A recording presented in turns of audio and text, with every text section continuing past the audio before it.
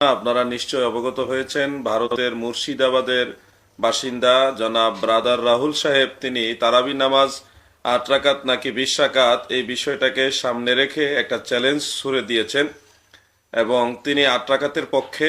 আর আমাদের বাংলাদেশের দেওবন্দি ঘরানা এবং সুন্নি ঘরানার বেশ কয়েকজন আলেমের নাম মেনশন করে তিনি চ্যালেঞ্জ করেছেন। তো এই চ্যালেঞ্জের আলোকে আমি সংক্ষেপে দুটি কথা বলতে চাই।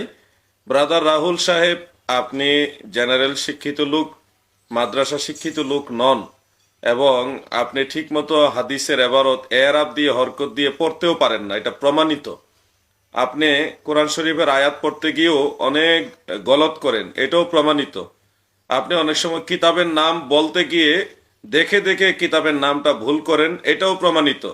আপনি অনেক তথ্য বিভ্রাটে ভুগেন, এটাও আমরা অনেক সময় দেখেছি। এই জন্যে আপনাকে সাধারণত এই ধরনের ধর্মীয় গুরুত্বপূর্ণ জটিল বিষয়ে ডিবেটের ব্যাপারে উপযুক্ত আমরা মনে করি না।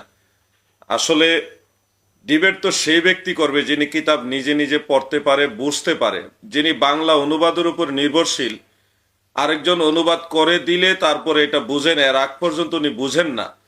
যিনি বাংলা অনুবাদের উপর নির্ভরশীল তার সাথে মুহাক্কিক মুত্তাকি বা বুজুর্গ আলেম যারা, মুহাক্কিক আলেম যারা, তারা ডিবেট করবে, এটা মানায় না, এটা সমান সমান বোঝায় না। আপনি তো সাধারণত যদি মেইন কিতাব আপনাকে ধরিয়ে দেই, আরবি হাদিসের কিতাব, মেইন কিতাব, তাহলে এই কিতাব দেখে দেখে অনুবাদ করা, নাহু সরফের আলোকে সেটার অনুবাদ বের করা আপনার দ্বারা আদৌ সম্ভব না, এটাও প্রমাণিত। এবং আমি অতীতে একাধিকবার, বহুবার আপনাকে অনেক গ্রামাটিক্যাল যেগুলি আপনি বুঝেন না, সাধারণ গ্রামারের নিয়মগুলি আপনি বুঝেন না, সেটা ধরিয়ে দিয়েছি।